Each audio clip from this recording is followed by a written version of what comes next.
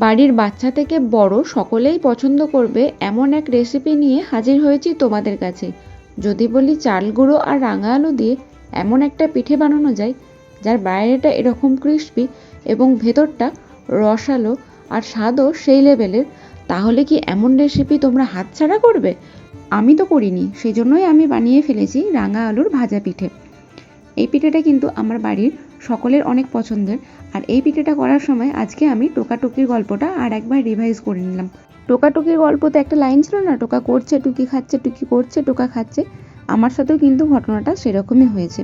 তো এত লোভনীয় জিনিস যখন, রেসিপিটা তো দেখে নিতে হয়। দেখো এখানে আমার মূল উপকরণ কিন্তু রাঙা আলু।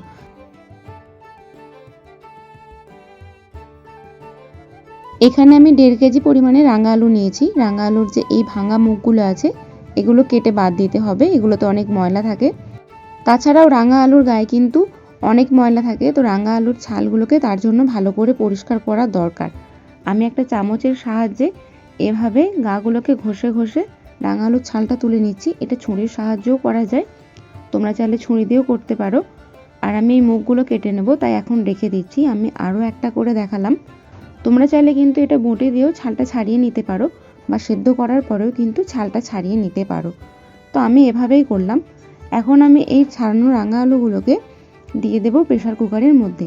প্রেসার কুকারে দিয়ে আমি 2টো সিটি দিয়ে নেব, তাহলেই কিন্তু আমাদের এই রাঙা আলুগুলো সেদ্ধ হয়ে যাবে। রাঙা আলুকে আমাদের এখানে অনেকে গুড় আলু বলে, মিষ্টি আলু বলে। তোমরা রাঙা আলুকে কী নামে জানো সেটা আমাকে কমেন্ট করে জানিও। আমি এখন ছাড়ানো রাঙা আলুগুলোকে এর মধ্যে দিয়ে দিলাম। দিয়ে আমি অল্প একটুখানি জল দিয়ে দেব। খুব বেশি জল দেওয়ার প্রয়োজন নেই, অল্প একটুখানি জল দিলেই হবে। অল্প একটুখানি জল দিয়ে প্রেসার কুকারের মুখটাকে ভালো করে আটকে 2টো সিটি দিয়ে নিলে রাঙা আলুগুলো সেদ্ধ হয়ে যাবে। এখন আমি প্রেসার কুকারের ঢাকনা আটকে এটাকে গ্যাসের ফ্লেমে বসিয়ে দেব। সিটি দিয়ে নেওয়ার পর আমি এখন প্রেসার কুকারের ঢাকনা খুলে দেখাচ্ছি। দেখো প্রত্যেকটা রাঙা আলু কিন্তু সুন্দর সেদ্ধ হয়ে গেছে। এখানে গরম থাকার কারণে আমার একটু প্রবলেম হয়েছে দেখাতে, কিন্তু তাও এটা খুব সুন্দর সেদ্ধ হয়েছে। একবার টিপে দিলে কিন্তু আলুটা খুব সুন্দর এরকম নরম হয়ে ম্যাশ হয়ে যাচ্ছে। আলু তো সেদ্ধ হয়ে গেছে, এখন আমি জল থেকে ছেঁকে তুলে নেব একটা বড় জায়গায়। এখানে একটা কথা তোমাদের বলে রাখি, এই আলুগুলো কিন্তু গরম গরম অবস্থাতেই আমাদেরকে ম্যাশ করে নিতে হবে, কারণ আমরা যে চালের গুঁড়িটা এরপর ব্যবহার করব সেটা কিন্তু এই গরম অবস্থাতেই দিতে হবে। তাহলে আমাদের পিঠের বন্ডিংটা, মানে ব্যাটারের যে বন্ডিংটা, সেটা ভালো হবে। তো আমি গরম অবস্থাতেই এরকম একটা ম্যাশারের সাহায্যে রাঙা আলুগুলোকে ম্যাশ করে নিচ্ছি। তোমরা চাইলে গ্লাসের পিছন দিয়েও কিন্তু এই কাজটা করে নিতে পারো, সেটাও কিন্তু খুব সহজে হয়ে যায়। এবার এর মধ্যে আমি একে একে সমস্ত উপকরণ দিয়ে দেব। এই বাটিটার অর্ধেক বাটি মাপ করে নিয়েছি ময়দা। ময়দা ব্যবহার করার কারণে আমরা যে আতালিটা তৈরি করতে চলেছি সেই আতালির টেক্সচারটা কিন্তু খুব ভালোভাবে ময়দা ধরে রাখবে। তার সঙ্গে দিচ্ছি 100 গ্রাম আখের গুড়। গুড় ব্যবহার করছি এ কারণে যাতে পিঠেটা একটু মিষ্টি মিষ্টি হয়। যদি তোমরা অনেক মিষ্টি পছন্দ করো সেক্ষেত্রে কিন্তু গুড়ের পরিমাণটা বেশি দিতে পারো। তাছাড়াও কিন্তু গুড় ব্যবহার করার কারণে পিঠের মধ্যে একটা সুন্দর কালার তাড়াতাড়ি চলে আসবে। এমনি পিঠের মধ্যে কালার আসবে, তবে গুড় ব্যবহার করলে কিন্তু কালারটা আরও তাড়াতাড়ি আসবে। গুড়টাকে একবার ভালো করে এই আলু আর ময়দার সঙ্গে মেখে নিচ্ছি। আলুটা এখনও গরম আছে, তো এই গরম অবস্থায় যেহেতু আমি গুড়টা এর সঙ্গে মেখে নিচ্ছি সেজন্য কিন্তু গুড়টা অনেকটা নরম হয়ে যাচ্ছে এবং লিকুইড ফর্মেও চলে আসছে। তো এর মধ্যে এখন আমি দিয়ে দিচ্ছি পরিমাণ মতো নুন।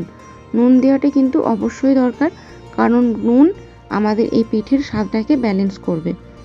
তারপর আমি একে একে এর মধ্যে দিয়ে দেব চালের গুঁড়ো।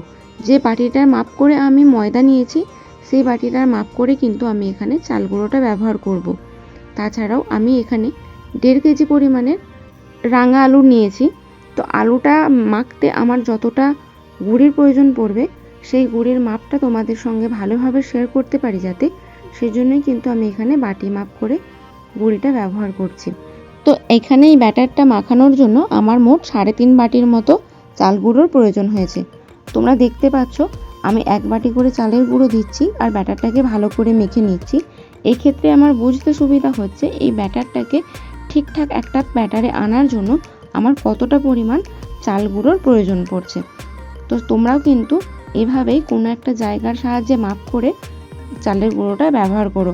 সেক্ষেত্রে কিন্তু আতালিটা সুন্দর মাখা হবে। আতালি যত সুন্দর মাখা হবে পিঠেও কিন্তু তত ভালো হবে। তো এভাবেই কিন্তু পরিমাপ বুঝে আস্তে আস্তে আতালিটা মেখে আমাদেরকে তৈরি করে নিতে হবে। আমি যে বাটিটা ব্যবহার করেছি, মানে চালের গুঁড়ো মাপার জন্য যে বাটিটা ব্যবহার করা হয়েছে, সেই বাটিটাতে 100 গ্রামের মতো চালের গুঁড়ো ধরে। তো সেই অনুযায়ী কিন্তু আমার এখানে 350 গ্রাম চাল গুঁড়ো ব্যবহার করেছি। একটু সময় নিয়ে বেশ চটকে চটকে আতালিটাকে আমি ভালো করে মেখে নিয়েছি। মসৃণ আতালি তৈরি করলে কিন্তু পিঠেটা অনেক মজার তৈরি হবে, কারণ পিঠের মধ্যে যদি গিট ভাব থাকে তাহলে কিন্তু পিঠে খেতে ভালো লাগে না। আমার কাজের সুবিধার জন্য আমি আতালিটাকে দুভাগে ভাগ করে নিয়েছি। এবার এর মধ্যে থেকে অল্প অল্প করে লেচি কেটে আমি পিঠের শেপ দিয়ে নেব।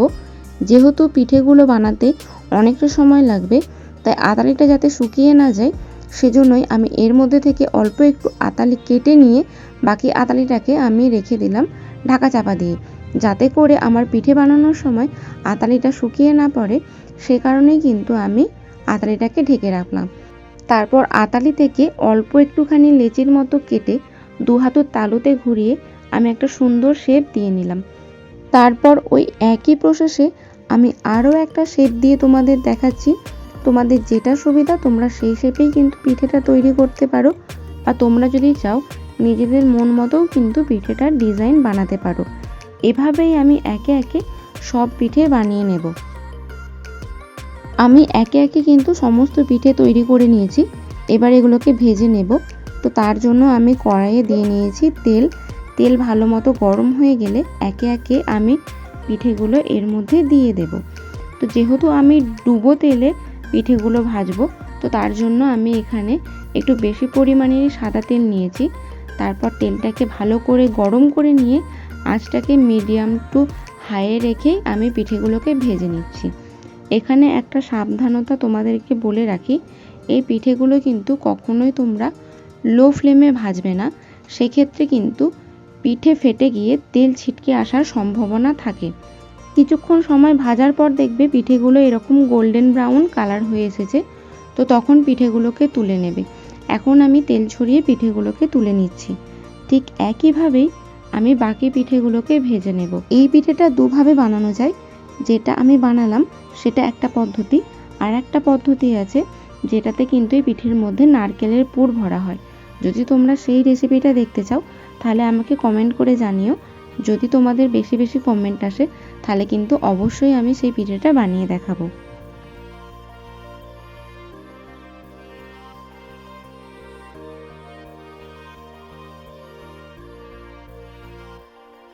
ওই একই পদ্ধতিতে আমি বাকি পিঠেগুলোও ভেজে নেব।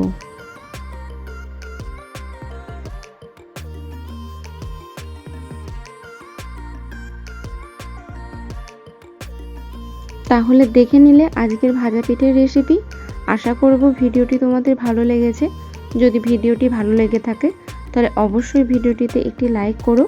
আমার চ্যানেলে নতুন বন্ধু হয়ে থাকলে আমার এই চ্যানেলটিকে সাবস্ক্রাইব করে পাশে থাকা বেল নোটিফিকেশনটা প্রেস করে অল অপশন ক্লিক করতে ভুলো না। দেখা হবে পরবর্তী কোনো ভিডিওয়। ততক্ষণ ভালো থেকো, সুস্থ থেকো।